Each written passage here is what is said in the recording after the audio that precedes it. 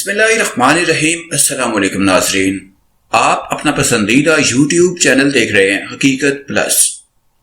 اسلام آباد میں ٹینکر کے ذریعے شراب سپلائی کرنے والے ملزمان گرفتار۔ ٹینکر میں 25,000 سے زائد لیٹر شراب موجود تھی۔ ابتدائی تفتیش۔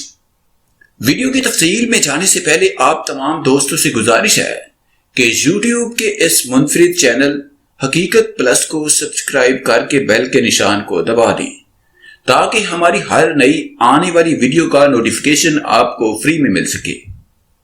اس ویڈیو کو لائک کرنے کے ساتھ ساتھ کمنٹ باکس میں اپنی قیمتی آراء سے ہمیں ضرور آگاہ کریں۔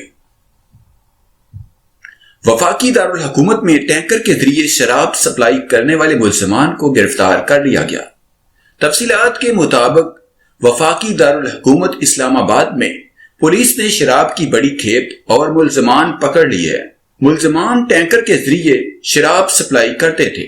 میڈیا رپورٹ کے مطابق تھانہ ترنول کی حدود میں پولیس نے ایک ایسا ٹینکر پکڑا جو شراب سے بھرا ہوا تھا۔ ابتدائی تفتیش میں یہ بات سامنے آئی کہ ٹینکر میں 25,000 سے زائد لیٹر شراب موجود تھی۔ پولیس کی ابتدائی تفتیش کے مطابق ملزمان پٹرول کی آڑ میں اسلام آباد، راولپنڈی، کشمیر، لاہور اور خیبر پختونخوا کے مختلف علاقوں میں شراب سپلائی کرتے تھے۔ پولیس کے ذمہ دار ذرائع نے بتایا ہے کہ شراب سے بھرے ہوئے ٹینکر کے علاوہ 13 ٹینکیاں، 3 موٹر سائیکلیں اور ایک رکشہ بھی پولیس نے قبضے میں لیا ہے۔ پولیس ذرائع کے مطابق ملزمان پٹرول سپلائی کرنے والے ٹینکر کے ذریعے مظفر گڑھ سے شراب منگواتے اور گاہکوں کو فراہم کرتے تھے۔ گرفتار کیے جانے والے 8 ملزمان کے خلاف تھانہ ترنول میں مقدمہ درج کر کے مزید تفتیش شروع کر دی گئی ہے۔ یاد رہے کہ اس سے قبل مارچ کے مہینے میں لاہور میں ایسا ہی ایک واقعہ پیش آیا تھا۔ لاہور کے علاقہ گرین ٹاؤن میں ایک مقامی مسجد کے کوارٹر میں شراب بنانے کا انکشاف ہوا۔ اس گھناؤنے کام میں ملوث ملزم نعیم عرف نبو نے جامعہ مسجد حنفیہ غوثیہ کیر کلاں گاؤں کا کوارٹر کرائے پر لے رکھا تھا۔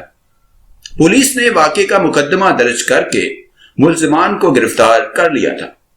پولیس کے مطابق ملزم نے مسجد کے کوارٹر میں شراب کی بھٹی بنا رکھی تھی۔ ملزم کے خلاف عبادت گاہ کا تقدس پامال کرنے کا مقدمہ بھی درج کیا گیا۔ پولیس کا کہنا ہے کہ کارروائی کے دوران موقع سے تیار اور خام مال برآمد کیا۔ واضح رہے کہ مارچ کے مہینے میں ہی چینی کمپنی کو پاکستان میں شراب تیار کرنے کا لائسنس مل گیا تھا۔